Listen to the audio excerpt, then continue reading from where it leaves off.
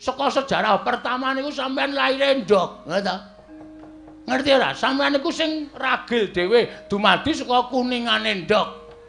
Padha kali kula. Kula niki ya dumadi saka kuningan. Ora dados. Kuningane Semar. Ya jijiki saiki lah. Wong arek ting Cirebon sak penake dhewe. Ayo. Putihane dadi Semar, kulite dadi Tommy. Tokak. Tokak. Tak ureng-ureng kok. Ora peduli ngewangi aku apa ora. Aku nesu ngene iki. Iki widodari wae iki. Inggih, kula widodari. Wah, widodari ana sing parah. Apa kaya ngono kok widodari? Widodari iki jebul ana sing elek. Ya widodari iki werna-werna. Ha mburi kae widodari kok lemune ora jamak-jamak. Widodari iki mesti kaning wong wadon. Awak-awakane kudu ramping apik. Nek carane bodi iki biola. Kae bodi kok kaya bok. Pucuk bongkot ora ana nggih-nggihane. Engko ngopo kaya ana widodari ya?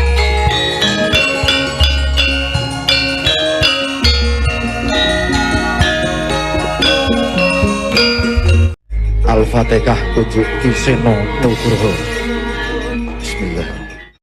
Petro dalem. Eneng apa Petro? Sowan saka karepmu dhewe apa diutus dening bapakmu?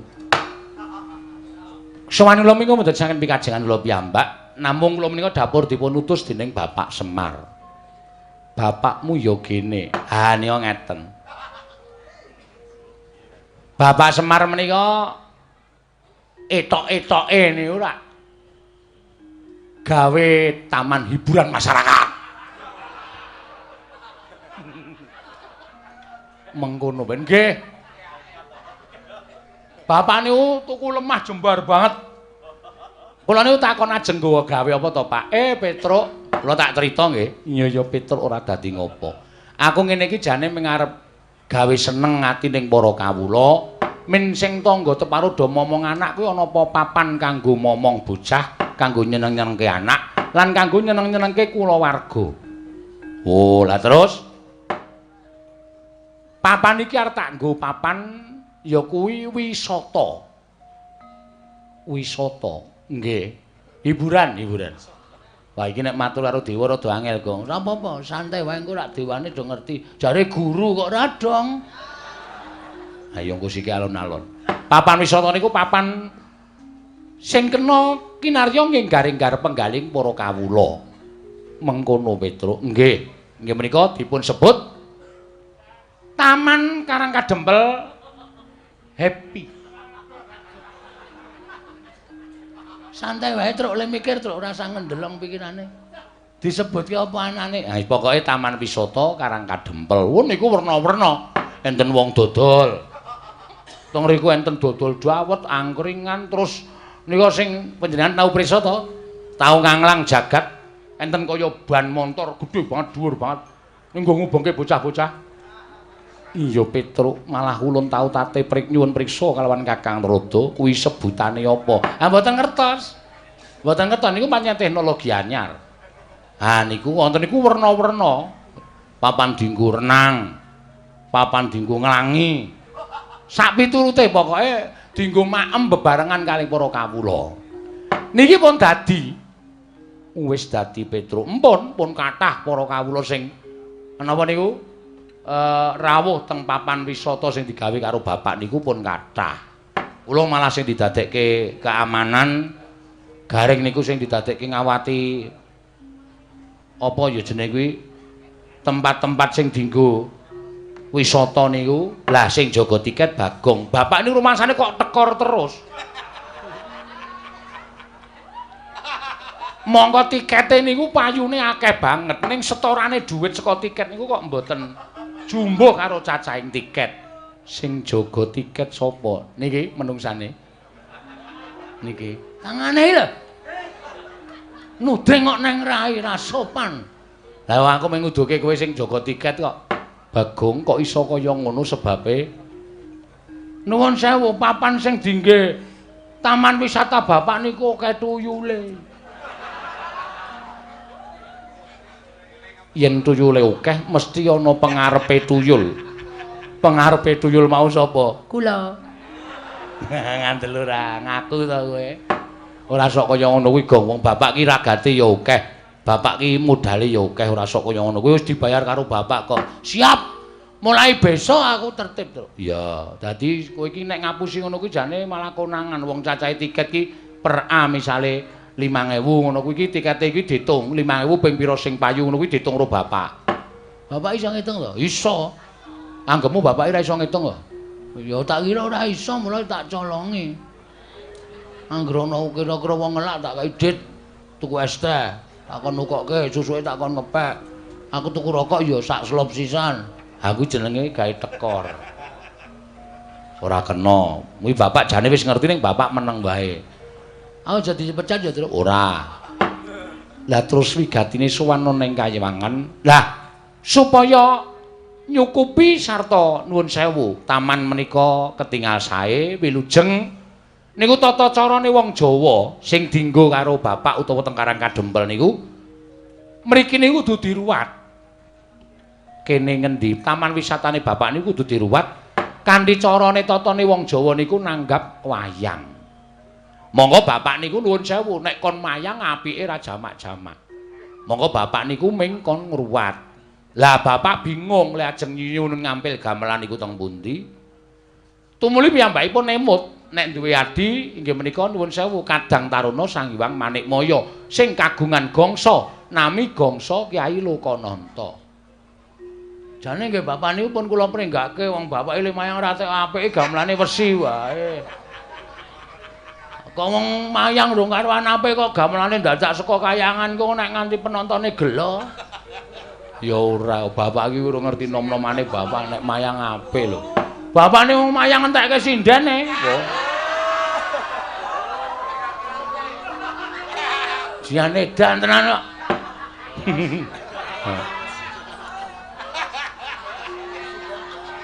Mula saniki golek waranggana bapak niku kangelan tenan. Emoh do dijaki emoh ya.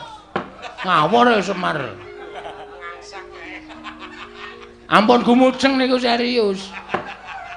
Iya Bagong nggih. Ah niki terus. Iya. Dadi sowan kula menika diutus dening bapak nyuwun ngampil gamelan Lokananta. Komplit slindro pelok. Nek ajeng kepareng panjenengan sumun Prabu Pukul Bathara Guru menika paring dawuh, bapak niku ken bayar ya manut, ken ngijoli apa-apa ya manut ning gamelan Lokananta kudu rawuh teng Karang Kadempel. Dadi srana syarat ngruwat bapak nggih menika taman wisata sing enggal supaya nir ing sambikala. Dados sowan kula kali Bagong menika dipun dawuh dening bapak supaya nyuwun ngampil wujudipun inggih menika gamelan Lokananta. Mengkono Petruk nggih. Mila dinten samangke menawi Hyang Pikulun Bathara Guru kepareng maringaken matur sembah nuwun dene mboten nyuwun pangapunten. Kalih nek niki kula wis dikantheni bapak sekedhik arta dienggo pengenceng. Nek Hyang Pikulun Bathara Guru kersa maringaken inggih menika gamelan Lokananta niku wajeng kula pede. Apa, Gong? Pede. Pede ki apa? Manjeri lho. Goblok. DP. Hah? DP. Ameng kuwalik kok. Ora pas kaya. DP kok pede. Niku mboten ketang sekedhik, mengke pelunasanipun 7 tahun sakwise pentas. Kuwi arep ngecara ngendi kuwi ora bakal diparingi ngampil nek 7 tahun sakwise pentas ora. Ngoten mawon Bu Kulon. Kalih welinge bapak nek Hyang Pikulun Bathara Guru niku kuwatir gamelan Lokananta niku kenging napa-napa mengke ditabuh para titah. Mengke peranganing Jawata kinen ngetutke tindake gamelan Lokananta. Kalih nyuni dipalilah mangke masyarakat bapak-bapak kumpulan karawitan Karang Kadempel ajeng nuthuk gamelan Lokananta mboten ketang sak kempyangan men padha marem niki pun latihan inggih menika ladrang Subasiti. Apa, Gong? Ladrang Subasiti. Subakastawa, Subasiti Kastawa. Jenenge digabung-gabung ora apik. Ngene diparengke dene mboten nggih mboten napa-napa. Kakang Narada, menawi kados pundi Kakang? Ketingalipun namung sepele ning tumrap kula kok dadi gawe. Ah, Di, nyuwun pangapunten. Kakang Semar menika Kakang Ismaya, menika Kadang Paduka Werda. Mila menawi wonten bot repotipun Kakang Semar menika mesti pun Adi Prabu Bathara Guru sampun ngantos panjenengan menika awel maringaken ngampil gamelan Lokananta badhe kaboyong wonten ing Karang Kadempel. Malah tumrap kula menika satunggiling pakurmatan tumraping Adi Pramesti Bathara Guru. Ing atasipun paduka menika Kadang tinemu Taruna nanging tasih dipun penggalih dening Kadang Tinemu Werda inggih menika Kakang Ismaya. Leres ngendikanipun Bagong, menawi kuwatir wonten menapa-menapa tindak ing gamelan Lokananta menika dipun tutaken para Jawata. Indra ingkang kadhawan supados ngetutaken sak kanca rawangipun para dewa ngetutaken lampahing gamelan Lokananta. Waton sampun ngantos dados tutawi damel murkanipun Kakang Semar. Menawi ngantos paduka Adi Pramesti Bathara Guru menika mboten maringaken gamelan Lokananta, mesti kemawon Petruk wangsul wadul kalian bapakipun. Nek nganti Petruk bali wadul karo Semar, dalah Semar ngamuk teng kayangan Warataya. Sapa sing arep wani karo Semar Badranaya? Saya nek pun ngubal-ubal pusakane wujud entut. Wah, menika wah bebayane. Leres bukulun kula wingi bar opname 7 dina. Mergane dintuti Semar. Setan tenan. Lho, karo bapakne kok senengane ngono kuwi. Pas cangkeme. Kon mijeti nggon sikil ki muni iki lho Gong, nggon bokong iki kok kaya linu-linu. Tak demek nggon bokong ki metu matut ngono. Pas banget, Tru. Langsung raiku biru. Kowe ora nilai to? Ora. Kowe iki cen setan kok kowe. Kowe iki sedulur ning mungsa. Ha kowe iki wis bola-bali ngapusi lara wingi lara ngapusi tak tileki tak nei dituke tak golek tukoke jeruk ya rong dina mari. Karena kuwi teknik tak nggo golek dhuwit. Oh, edian ora. Pancen aku edan. Ngaten Kakang. Nggih. Nah ngantos Semar menika mangke murka. Hal cawi. Sinten iki badhe wantun kalian Semar. Nanging tumrap kula menapa dipun ngendikaken Kakang Semar lumantar Petruk menika sampun nerak pacak nerajang perbatang. Nerak pacak nerajang perbatang perkawis menapa? Dipun menapak-menapakno Kakang Semar menika titah. Mangke rumiyin. Titah menika rak lairipun nanging batosipun Kakang Semar menika Jawata. Sang Hyang Bathara Ismaya. Nanging wiwit nalika semanten sampun mapan wonten ing jagat. Sampun pinten-pinten abad laminipun. Mila Kakang Semar menika sampun dipun setrakaken boten dipun akoni dening kulawarga kadewatan nanging tetep dados titah sawantah. Mila menawi wonten jamak lumrahing titah ingkang wantun badhe ngampil dhateng Ubarampe ning Kayiwangan, tontonan ing Kayiwangan. Tentu kemawon kula mboten maringaken. Lah nuwun sewu lho. Menawi paduka paring dawuh mboten maringaken menika mangke menawi Semar tumuli minggah wonten ing Kayangan malah mboten prayoga kedadosanipun. Langkung-langkung nek nganti anake Semar loro niki midhanget panjenengan mboten maringaken gamelan Lokananta badhe kaboyong wonten ing Karang Kadempel. Nek bocah loro niki nganti ngamuk sapa sing arep nandhangi kridane wong loro niki? Ora taya kowe. Petruk niki anggap kaya ngeten iki ning Digdaya kliwat ukur. Luwe-luwe niki. Sing teng mburi kula sing mripate kaya ndok ceplokan iki. Iki nek wis muni nesu, sapa sing arep wani karo Bagong? Dalah. Lho niki napa? Ora edan ana dewa kok ditirokke iki nek ora Bagong ora lho. Inggih Kakang Narada, nanging tetep badhe kula mboten nglilani menawi gamelan Lokananta kaboyong wonten ing jagat. Lah menawi ngaten monggo, monggo. Ning nuwun sewu, kula tunggak waru godhong dadap. Tegesipun menawi wonten menapa-menapa Narada ora melu-melu ora melu garap. Kula aturi ngraosaken piyambak. Kula semanggaaken. Mrika sampun kula aturaken lho. Tunggak waru godhong dadap, Narada ora melu-melu, ora melu garap. Nek ana moga-moganing titah kalih menika kula semanggaaken adhipun renggalang kridhanipun Petruk kaliyan pun Bagong. Haripun sampun dipun utus dening bapakipun pados nyuwun ngampil gamelan Lokananta di Kakang Narada kasinggihan mekaten. Petruk dalem mesti kemawon mesti wae Petruk wis midhanget. Nggih. Gamelan Lokananta kuwi tontonan ing kasuwargan. Oh nggih. Gamelan Lokananta kuwi wujute uba rampe ning kasuwargan, uba rampe ning Kayiwangan. Ora saben titah bisa nyuwun ngambil gamelan Lokananta. Nyuwun mapunten, Mbul. Ingin nyuwun ngambil menika sanes kula ning bapak. Sing nyuwun ngambil nika dudu Petruk ning bapak. Nadyan bapak kita kuwi titah. Nyuwun mapunten. Ngendikanipun para sepuh, ngendikanipun para pinter bapak menika mboten titah. Ning nika dewa Sang Hyang Bathara Ismaya. Nanging bapakmu wis ora dianggep kulawarganing kadewatan. Bapakmu wis dibuang ngono ing jagat, tegese bapakmu kuwi wis dudu Jawata. Bapakmu kuwi mung titah Swantah. Oh ngaten. Iya, dados kesimpulanipun keteranganipun kula nyuwun dawuh. Dipun paringaken ana mboten? Panakawan Petruk, ulun ora mlayogyani, ulun ora maringake. Mboten maringaken? Ora Petruk. Nggih sampun mboten napa-napa. Gong, piye iki? Piye, sukses ora? Di-PD saiki apa engko? DP. PD ora. Di DP saiki apa engko? Ha nek wis siap DP-nen. Ning wong iki gamelan Lokananta iki ora dikeparengake tedhak ning jagat, ora entuk diboyong ning Karang Kadempel. Bagong, Nun. Gamelan Lokananta mboya entuk diboyong marang jagat. Mboya entuk diagem dening bapakmu ning Karang Kadempel nggone bakal ngruwat papan wisata. Mapan ning Karang Kadempel, Bagong. Keterangane pokoke intine gamelan Lokananta ora entuk digawa ning jagat, ngoten? Iya. Ning nganti kula lapor bapak, ulun ora wedi. Ulun ingkang bakal tanggung jawab.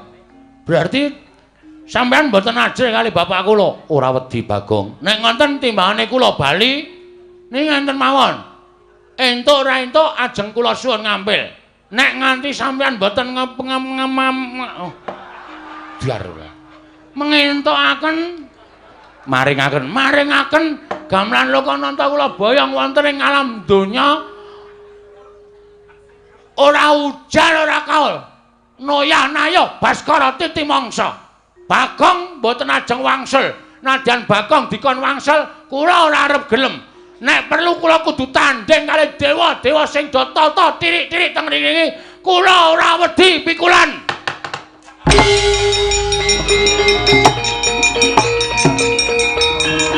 Minggir truk.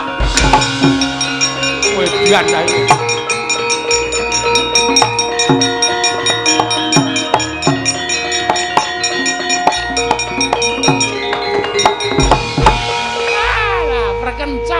Dayang, lho. Lah cah edan tenan. Ning ngarepe dewa kok salto. Nandhake nek aku ban kuning karate. Nyepelekke ora. Kanthi dasar apa sampean ora ngeparengake gamelan Lokananta digawa ning jagat? Mongko sing nyilih Bapak Semar. Ora ngono kuwi pukulun. Bagong, ulun dewa, kita ora basa. Wis ora peduli. Tak basanono nek menghargai mangkele Bagong ora wedi aku. Yen kita wani karo dewa apa kita ora wedi cemplungake ning Kawah Candra Dimuka. Kulina aku nek dicemplungke jugangan wae. Kawah Candra Dimuka, Gong. Candra Dimuka napa? Neraka. Wit. Tenane to? Tenan. Kuwi papan dienggo nggodhog wong-wong sing salah-salah kuwi diobong ning kono. Ora wedi aku. Lho. Gong, ora edan, ora wedi. Aku kulina cedhak geni gedhe. Aku kulina ngobong bata. Ora wedi aku. Panas wis ora pempan karo aku. Yen ngono kita wani karo dewa, sing tak wedeni apa mau Bathara Guru? Memper kowe ora ndek murid wong watek-watek akemu kaya ngono. Arep nganggo jeneng Bathara Guru nek ora tumindak sing apik mung disuwuni ngambil iki kelange apa ta? Kelange ana apa ta?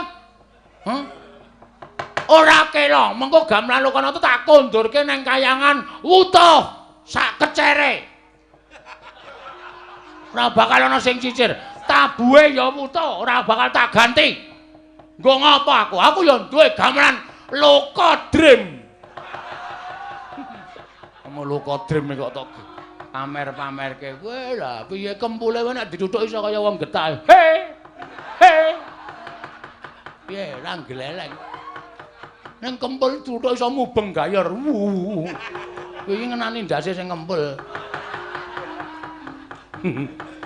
Wong gamelan wesi dipamerke. Pamapan entuk mboten? Nek mboten entuk, kula ora wedi lho. Kula nek mung ngamuk teng kayangan niku kulina. Pun, paringke napa mboten pikulun? Tetep ora ulun paringake. Kepiye?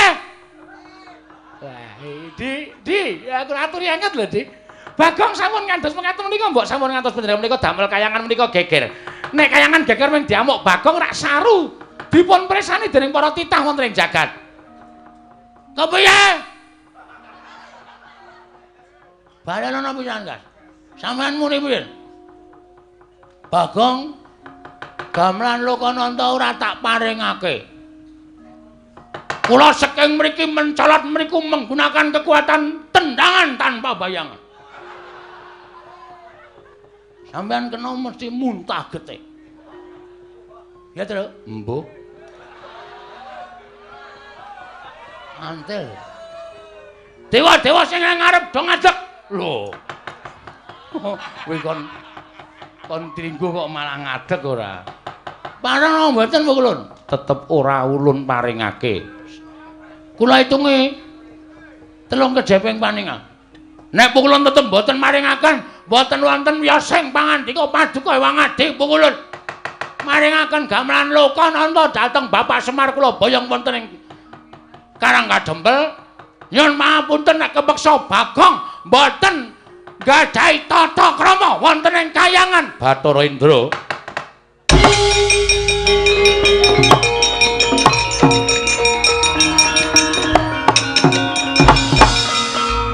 Bathara Indra kula wonten dawuh Pukulun. Sira ulun dawuhi menika kula ketutupan tiyang kathah sanget. Petruk minggir aku arep Truk tutupi. Lah wae tutupi. Indra aja nganti metu. Metu entek-entekke kuwi bintang film e. Aja nganti metu, Truk. Bathara Indra, kita bakal nampa duka saka ulun yen kita ora enggal mangsuli kelawan Bagong. Bathara Indra nun iki ngestaken dawuh ulun.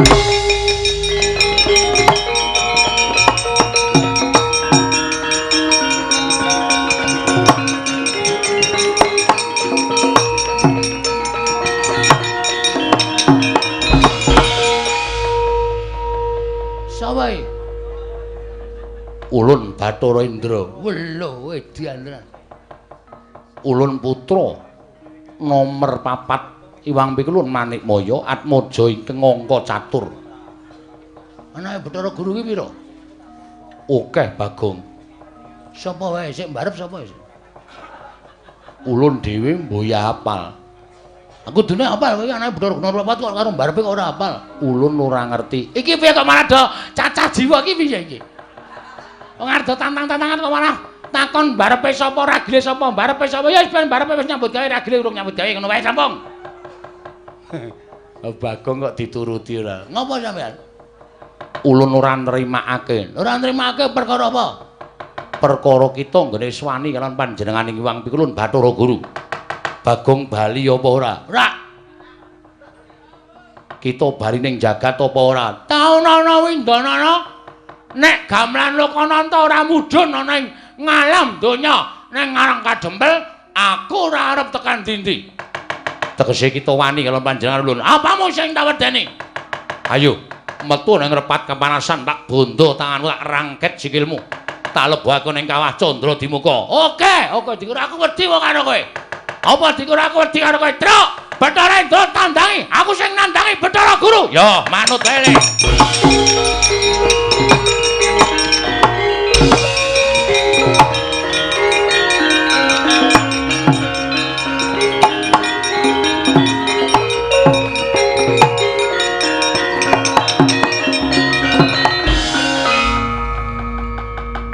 Ulun dawuh kelawan Indra kon ngundurke Bagong, kok Bagong ya pinter le gawe alasan. Isih tetep nang kene. Lah cah pinter ya cah cerdas e. Ayo, arep ngopo saiki? Tak jagani nang kene Pukul. Sampeyan iki dewa wis malak lho. Kancane tangane loro kok sampeyan papat dhewe. Dobel ya sampeyan. Senengane dobel ya. Biasane siji mungsuh siji sampean mungsuh loro wae wani. Lah edan. Ya mau dipati iki piye iki? Bagong. Bagong. Nun, sapa niki? Ya Modipati. Dewa tukang jabut nyawa. Sampeyan rasa melu-melu. Apa dikira wau kula wedi karo sampeyan, terus saniki sampeyan ngelekke karo kula terus aku dikira wedi karo kowe wae. Hah? Jabutan nyawane Bagong. Nek pancen iso jabut nyawane Bagong, pancen kowe dewa pengpengan. Muni wae. Kampleng sisan. Lah edan iki. Ngapa iki? Teko ora. Melu-melu lan iki kewangi karo kowe. Dawuh karo Adi Prabu Bathara Guru supaya maring aku ngambil. Ya kuwi gamelan kono aku tak uring-uring. Aku nek nesu sama-sama tak uring-uring kok. Ora peduli ngewangi aku apa ora. Aku nesu ngene iki. Iki widodari wae duwe. Inggih, kula widodari. Wah, widodari ana sing parah. Apa kaya ngono kok widodari? Widodari iki jebul ana sing elek. Uring-uring kok. Ora peduli ngewangi aku apa ora. Aku nesu ngene iki. Iki widodari wae duwe. Inggih, kula widodari. Wah, widodari ana sing parah. Apa kaya ngono kok widodari? Widodari iki jebul ana sing elek. Ya widodari iki werna-werna. Ha mburi kae widodari kok lemune ora jamak-jamak. Widodari iki mesti kaning wong wadon. Awak-awakane kudu ramping apik. Nek carane bodi iki biola. Kae bodi kok kaya bok. Pucuk bongkot ora ana nggik-nggikane. Nggo ngopo kaya widodari? Ah ya wis ben, kae nggo nyediani dewa elek-elek. Kaya kowe kuwi. Hus. Kaya aku piye? Ulun arep kaya ngene iki widodarine sing ayu. Wah, dumeh dadi pengarep terus kudu ayu ra. Bagong aja kaya ngono. Mbadan, pokoke kula kudu tetep njaluk gamelan Lokananta. Nek ora diparengake tetep kula ajeng ngamuk teng kayangan. Kita ora wedi karo Kawah Candradimuka. Mbadan. Kawah Candradimuka niku ngerti karo kelakuane titah. Dadi nek umpama ana titah sing tumindake apik, cemplungke teng kawah ming merga saka karep sampeyan, merga sampeyan sengit karo titah wau, Kawah Candradimuka ora ngobong karo titah mau, mesti ora kobong. Nyemplung kawah ya kaya ning dedaratan, kaya ora kena geni. Ning nek pancen wong niku dosa tenan, ora usah cemplungke kawah, deleke nggon pinggir wae mateng menungsane. Ning gandeng Bagong niki rumangsa kula ora salah. Kita salah merga wani karo dewane. Merga dewa sing ora adil karo titahe. Sebab apa sampean bedak-bedake karo Semar? Sebab apa gamelan Lokananta ora entuk disuwun ngambil karo titah? Ayo, wangsulan. Semar ki dadi titah merga sampean sing menfitnah ning ngarepe Sang Hyang Pikulun Bathara Tunggal. Lho, kita malah ngerti. Ngerti wae, aku maca bukune. Bapak niku nyimpen buku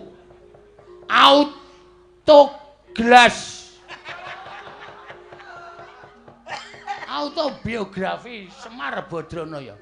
Saka sejarah pertama niku sampean laire ndok, ngono.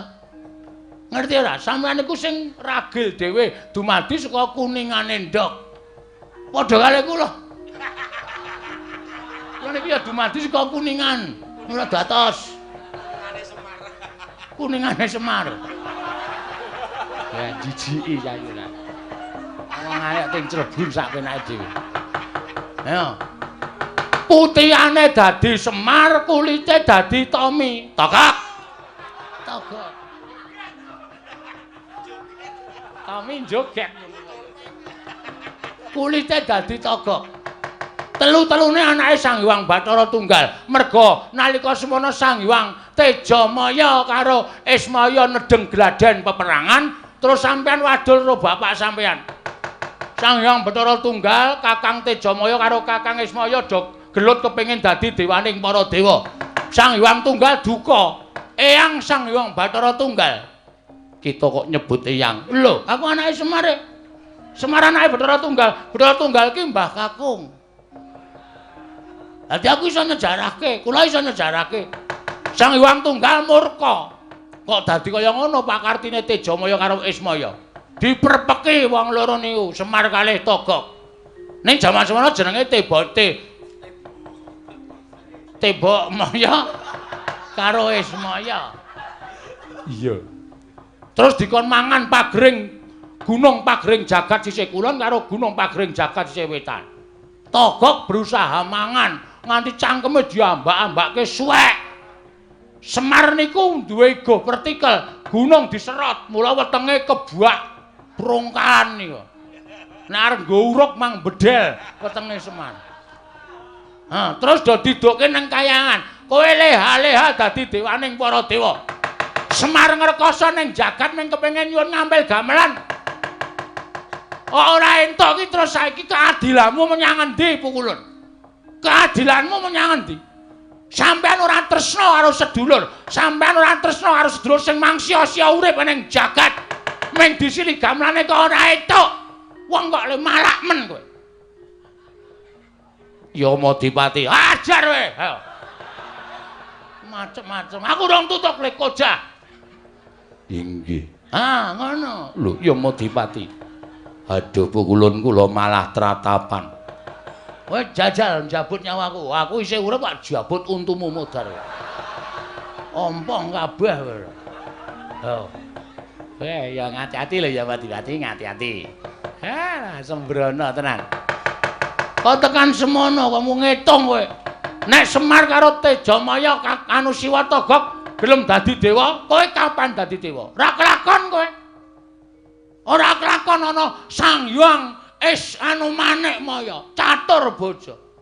Nilakanca. Ora ngajar to karo dewa kok ngunekke sak pinake dhewe. Sang Hyang Purwacarita, Purwareja, Purwakerta. Ora ana. Rumangsane ora. Ning kok saiki mbareng dadi dewa sombongmu minta ampun. Kemewat kaya ngregem jimat. Awa dikira titah kaya Bagong rawani gawe kisruh kayangan. Tak enteni telung kedheping paningal, kowe ra meneke gamelan Lokananta, aku ngising sanggon-gon.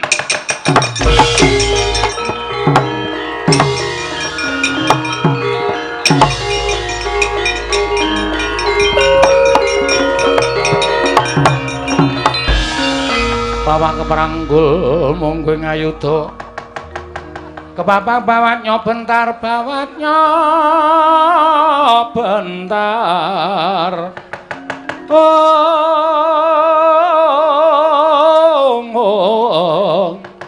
Kepapak nyungging ngalogo.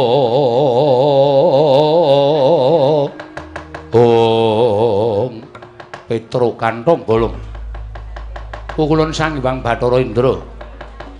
Kowe titah ingkang nyula wetha wani nantang karo Bathara Dewa. Wani gawe geger kayangan Suralaya. Apa wis serep nyawamu? Nyuwun pangapunten. Tinimbangane kula wangsul didukani kalih Bapak. Bapak namung kepengin nyuwun ngambil gamelan Lokananta. Ewadene para dewa kok mboten maringaken. Lah niki kula sing ngrumpang ngrasake nek para dewa niku mboten adil. Pun kula sejarahke. Bagong wis nyejarahke, Atagong. Dumadine Bapak, dumadine Siwa Teja Mantri, dumadosipun Pukulun Sang Hyang Manikmaya. Tak kira mboten luput napa sing kula aturake sipun Pukulun Sang Hyang Bathara Guru. Ning tetep mboten maringaken wujuding gamelan Lokananta, nyuwun pangapunten. Arepa Petruk niku persasat mangke remuk disawurke, putung dibandemke teng kayangan. Ning Bapak ajeng kula labuhi pati. Yen ngono enteng karo patimu. Mboten enteng sebab napa pati urip niku sing gawe sing kuwasa. Mapano tak bondo tak krincung sikil lebokke ning kawah Candra Dimuka. Carane sapi mang jagariyen Pukulun. Nek kula wis ora iso obah, ora iso ngrawat mang bondo, tangan kula mang krincung sikil lho. Gene marganing patimu. Nuwun sewu nek kula wantun kalih sampeyan.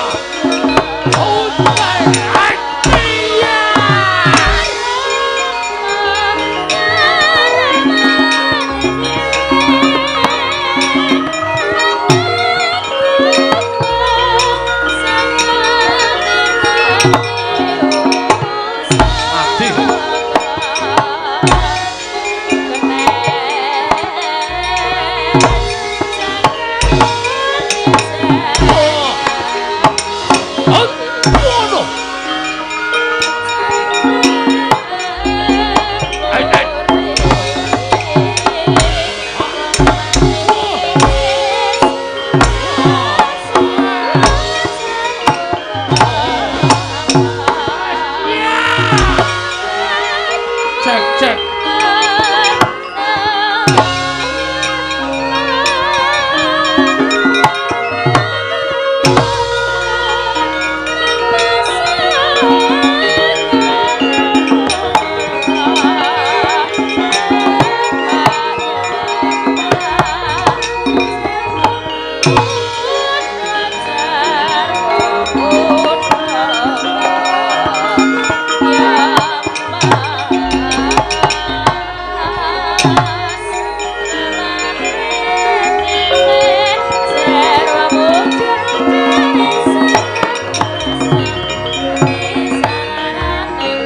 Pandhita kang kinarya wangsit pindha kombang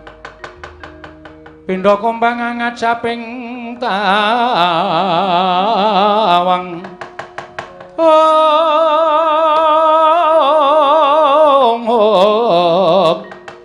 susuh angin ngendi nggone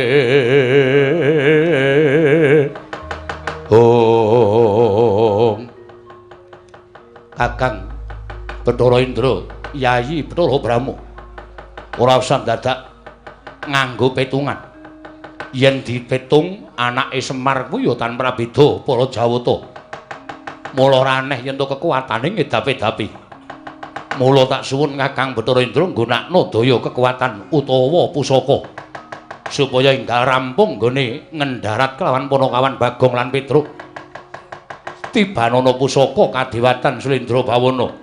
Yayi, yen pancen kaya ngono kang dadi ngendi atur ing Sadi kelawan pun Kakang Petruk lan Bagong bakal tak tegani. Tak tibani pusaka ora lumpuh. Petruk lawan Bagong meguru karo anake Semar. Mangsa baranga Kakang Bathara Indra.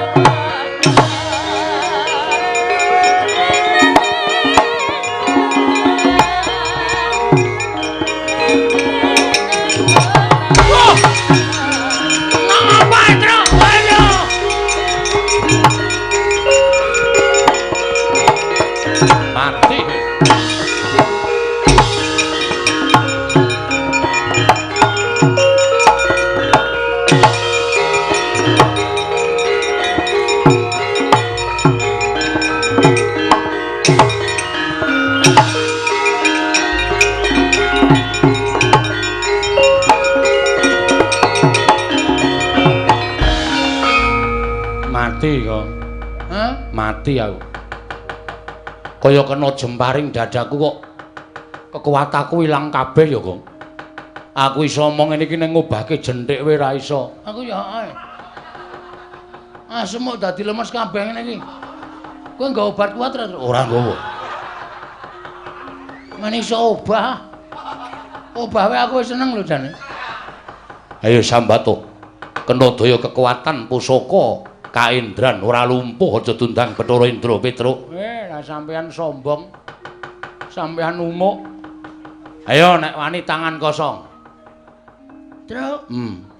Awar madhep rono angil. Otot bebayu kaya ilang kabeh iki piye iki? Mentari mata tok sing ketap-ketip. Wah cilaka ya aku ya ngono iki. Wah wis mati iki cecok cemplungke kawah Candra di muka. Ora sawedi karo mati le. Nek perlu awak dhewe mbelani bapak tekaning pati, awak dhewe nyemplung kawah. Nek pancen awak dhewe engko petungane karo sing gawe urip ki ora salah. Kawah Candra di muka ora mempan mobong karo awake dhewe. Tenane? Tenan. Kuwi buku ngendi sing ngomong ngono kuwi? Lho, nyatane jaring para kiai, para pepunden kae nek wong ora salah cemplungke kawah ki genine ora kuat ngobong karo awake dhewe. Muga-muga ngono ya, Tru. Ah iya. Ayo saiki nglawato. Kula mboten saged nek pancen sampeyan kendel tenan. Ayo. Mangluari kekuatan samsing tiba teng awak kula. Ayo. Aku culke, kayak ana kekuatan Bathara Indra sak asik kaya. Wila suarane Bagong kok isih kaya ngono. Sapa kuwi? Bathara Brahma. Weh. Kowe dewa apa kowe?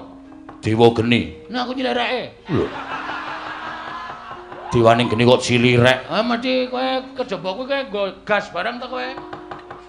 Wah, Bagong ki pancen omongane yo nganyelake. Sapa kuwi, Truk? Bet ketoke Yama Dipati aku nyawang saka kene kok sandangane. Kae rasa kon melu-melu kon njabut nyawa cilaka, Truk. Ayo sambat to kowe ora iso glawat tak jabut nyawamu. Wis aja kesusu Yama Dipati nek ora mau dadi jabut ya.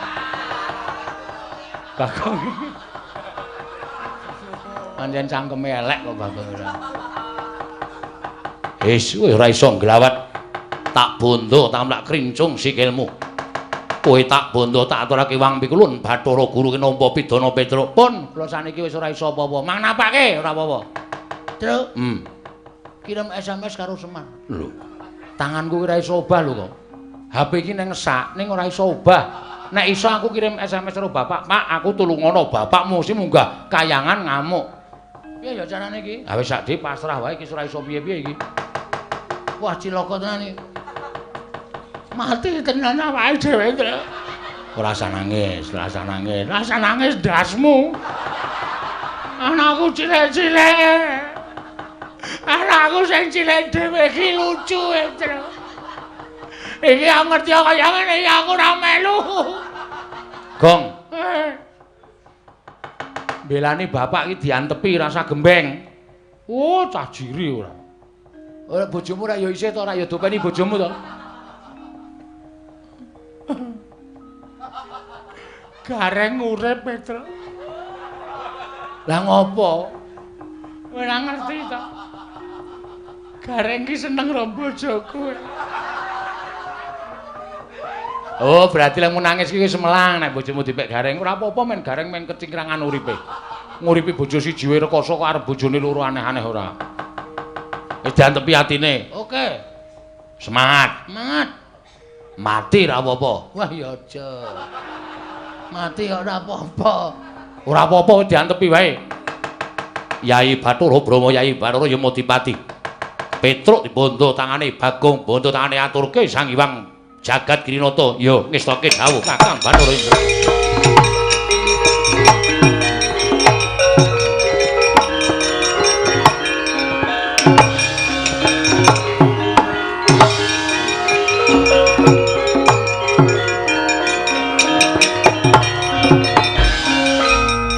Bagong ya dibondo. Iya.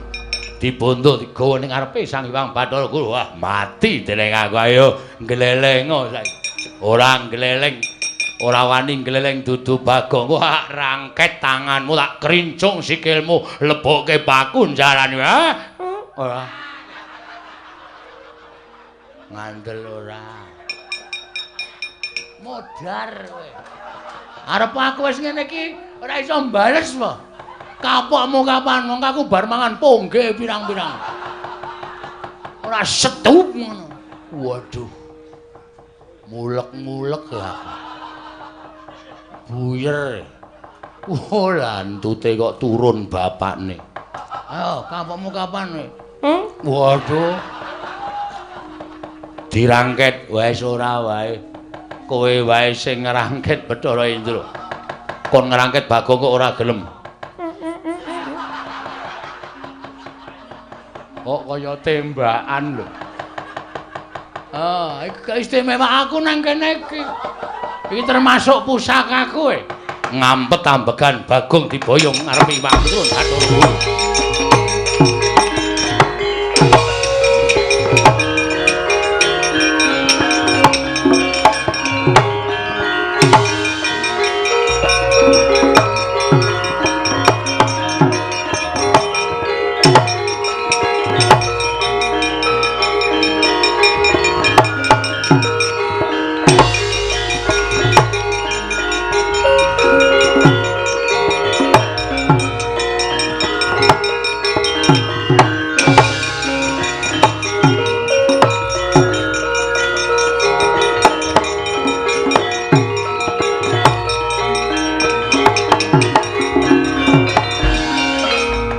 Samar pamoring sukma sinukmaya Sinukmaya winaya ing asepi sumimpen telenging kalbu pambukaning warana tarlen saking liyep layaping aluyup Ponokawan Petruk lan Bagong wis dibondo tangane dikerincung sikile ora iso nglawat. Ayo saiki mara gage Sumbara iki oleh-olehane yen to titah bakal wani marang kadewatan. Wis kok iki dian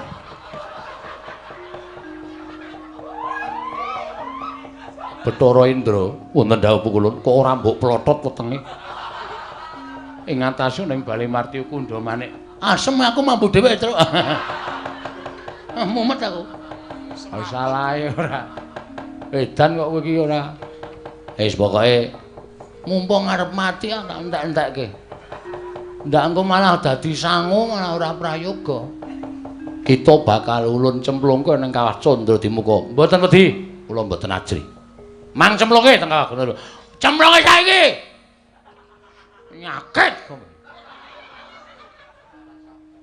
licik kowe Bathara Guru nek pancen wani ayo aku balekno kekuatanku kaya mau obrabrik tenan kaya aku ora wedi lho Bathara Brahma Bathara Indra Bathara Yama Dipati ora wedi kabeh aku ning caramu ora kaya ngene iki ru Gong ora kuwi Heru kok oh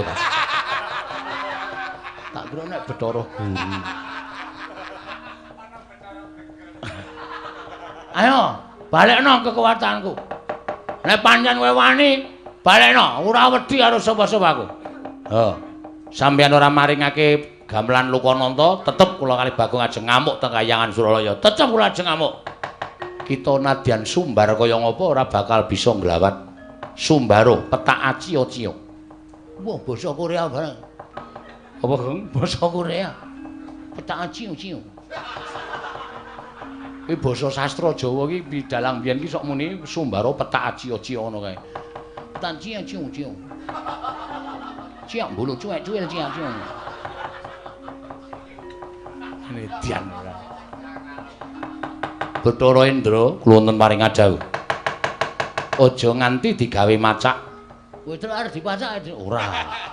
Kuwi basa Jawa iki. Ponokawan sak karone iki cemplungna ning Kawah Candra Dimuka. Terus wis to meneng. Santai. Santai piye? Mati tenan iki, Tru. Pokoke pasrah, ikhlas karo pasrah. Oh, alah. Ora mulih tenan iki aku, Tru. Wis ora ketemu karo sayangku. Waduh. Sapa? Bebek. Waduh. Bojomu bebek, bebek senengmu.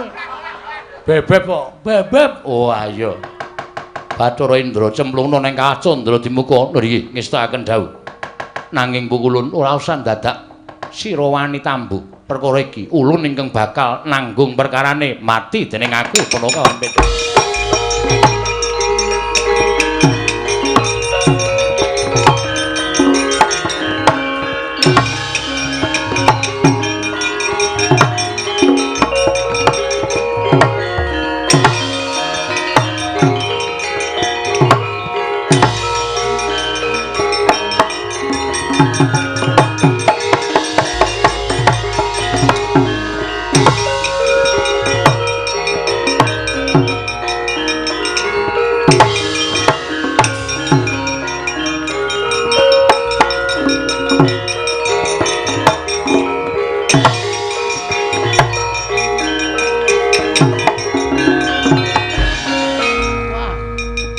Iki jarake adohe panase kaya ngene.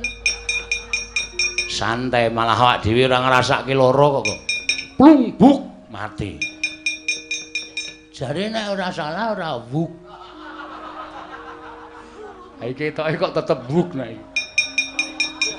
Tetep murab ya tetep ketoke. Ha kaya ngene, kaya ngene. Ayo. Rungokno. Rungokno pesambate wong-wong sing tak obong ning Kawah Candra Dimuka sing duwe dosa tumraping para Jawata. Ati aku. Aduh. Aduh, ndasku dipecah bola-bali. Rasa dirungokke lho, Gong. Aduh, tanganku diketok bola-bali. Aduh, gegerku disetlika. Ketoke ngapusi nek iki, Tru. Lah kok ngapusi? Mosok kene ana wong dodol setrika?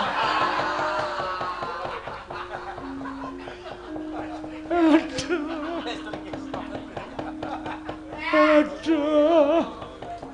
Nggon aku ditombak dadaku. Aduh, nggon aku ditombak bola-bali. Aduh, ditombak. Dudut meneh ditombak. Nganti raja-raja, aduh.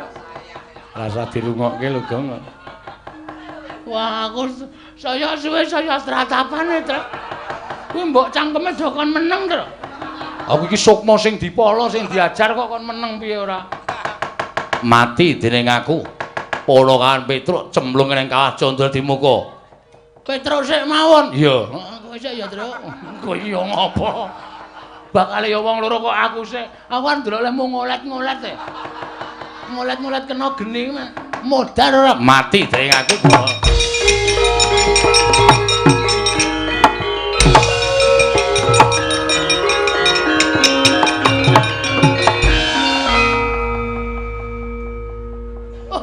Ramentolo aku.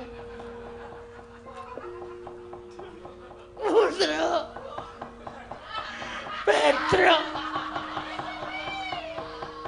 Bareng kobong kok rambutmu mabuk. Kok pindhole mabuk. Ayo sambato bapa ngakoso ibu ngerti. Kowe bakal tekaning pati cemplungke kawah. Sik.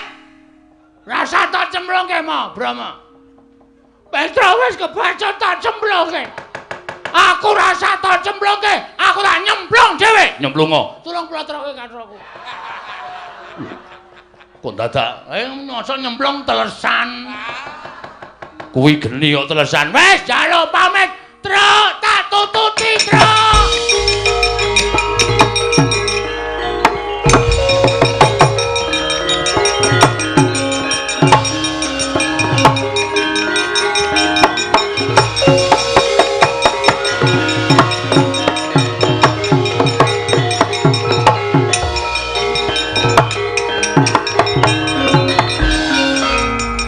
Mubal genining Candra Dimuka cinempul nganti Lurah Petruk lan Lurah Bagong. Eling-eling titah ingkang boten ate klepetan dedosan nadyan keladuk wani kurang geduga. Gejol kumarucul parandene damel suka sangganing para ingkang sami wuninga. Dadya kanugrahan tumraping Lurah Petruk miwaki Lurah Bagong. Tanggap Sang Hyang Jatimurti wis ngawuningani Lurah Petruk lan Lurah Bagong manjing telenging Candra Dimuka. Mulat Sang Hyang Asih Pranaya Sang Hyang Bathara Wenang Sigra niyup saking dirgantara manjing kawah Candra Dimuka.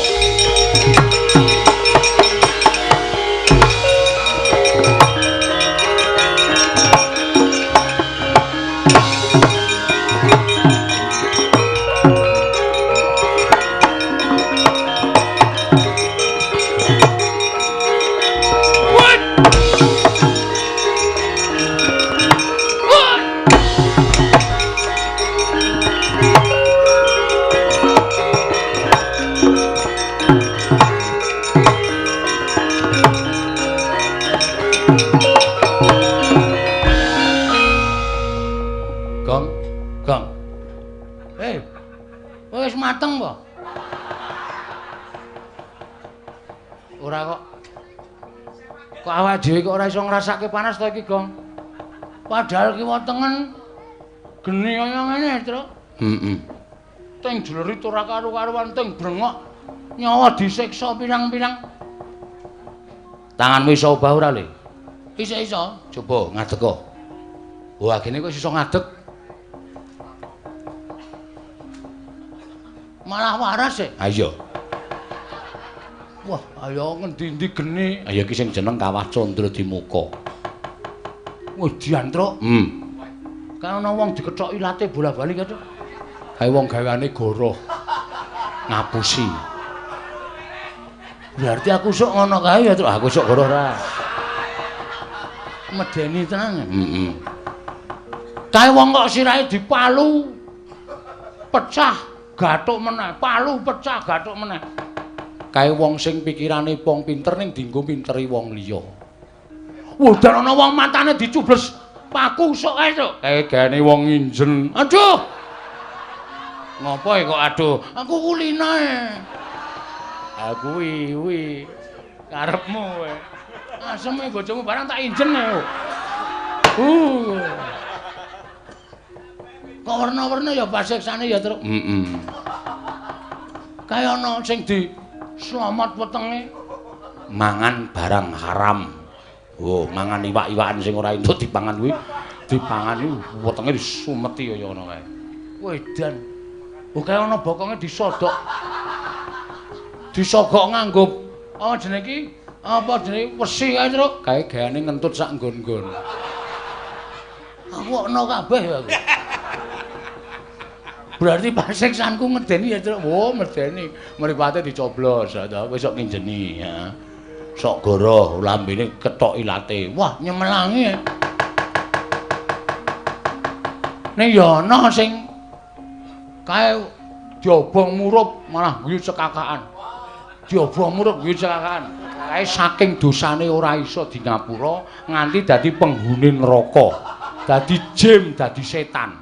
Kae ora ngrasake lara kae kaya ngono kae. Mergo saking jahate. Ketoke kowe prek. Duapure ora. Aku ora ngopo-ngopo kok. Sing kono kok ketoke ngono. Gong iki cah cilik kok dosane akeh banget. Kamplang mencrat. Ora ngerti iki sapa iki? Sapa ya? Sang Hyang Bathara Wenang. Mulai dhewe cemplung kawah ora apa-apa iki mergo ana iki. Waduh, pemadam kebakaran. Waduh. Lah ewek lambemu lho. Kok karo geni kok kendele ra jama-jama ini ora pemadam kebakaran ora ana to. Gong tak omongi lho. Pemadam kok pematang. Pemadam kok kowe tak omongi. Kowe mau iso crita Sang Hyang Bathara Tunggal. Heeh. Ya ta? Heeh. Bathara Tunggal iki sapa? Bapakne Bathara Guru, bapakne Semar kuwi kambah kakung awake dhewe. Heeh. Lah iki bapakne Bathara Tunggal. Wo. Kakek buyut. Heeh. Ora kakek buyut ning iki sesembahaning para yai wong-wong dewa Bathara Guru nyembah karo iki. Kok cilik to? Ayo ben ora. Cah SD kok pintere ra jamak-jamak. Cah SD pinter.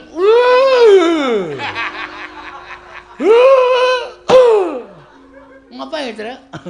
Jengkel karo aku. Kowe meneng rasah cerewet, aku tak matur. Oke, wong nyambung rebut tak sikut cangkemmu kowe.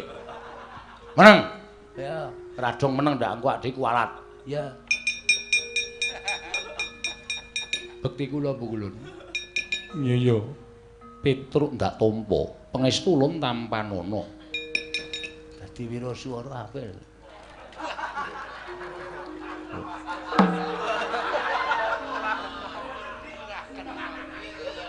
Cilik kok suarane gandem. Dadi MC wae, Truk.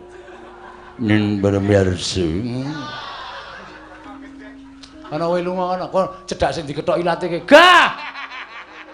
Ngono ilatku malu dikethok. Aku iki cerewet kok nang ngene. Meneng sih to? Bekti kula bukulun. Iya. Wah, iya.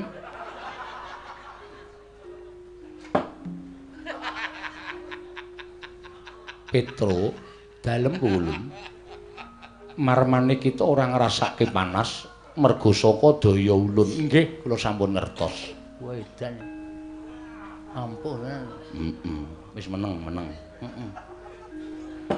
Ulun sak pejagung kelawan jeneng kita, nedya mitulungi kelawan jeneng kita, Petro. Kula, iya Petro.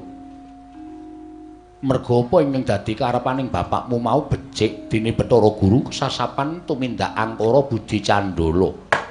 Bathara Guru ingkang duwe watak sewenang-wenang dheweke ngrumangsani dadi dewaning para dewa, tumuli ora tresna asih kelawan titahe kuwi kleru. Nggih, Bu Kulun. Mula ulun ingkang bakal paring pitulungan kelawan jeneng kita. Matur sembah nuwun tanpa pepindhan. Nanging sadurunge kita ayo ulun entasake saka ing kawah Candradimuka, kita ulun kanthi ana ing Ngundarandir Bawana Petruk. Sakmenika? Iya, Petruk. Ha nggih nderek mawon. Ing kantong bolong yen ora apa-apa. Eling ana satriya Wiratamtama. Kebat kita tut wuntat kan laku Jandra ulun munggah ana ing Ngundarandir Bawana. Sawetara bakal ulun paringi kanugrahan lan kita kudu bisa minangkani apa dadi utusaning Semar mboyong gamelan Lokananta. Nanging ngaten parang pulun kula ratun nderek. Monggo pulun kula nderekaken Petruk bareng kelawan panjenengan ulun. Nggih.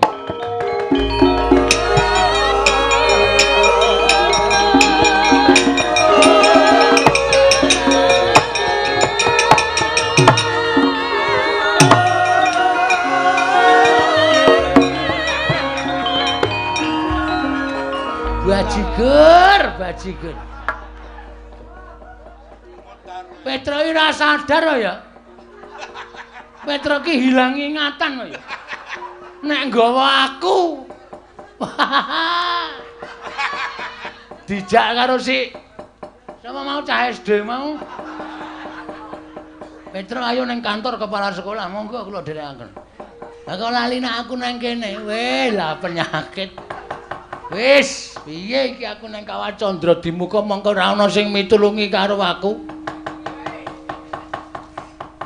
Gong, yo. Mangkat. Kae uteke ra dienggo ya, Jan.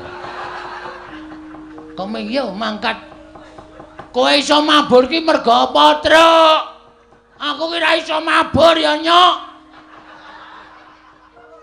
Ulun piye Petruk? Bagong mboten saged mabur. Ulun lali.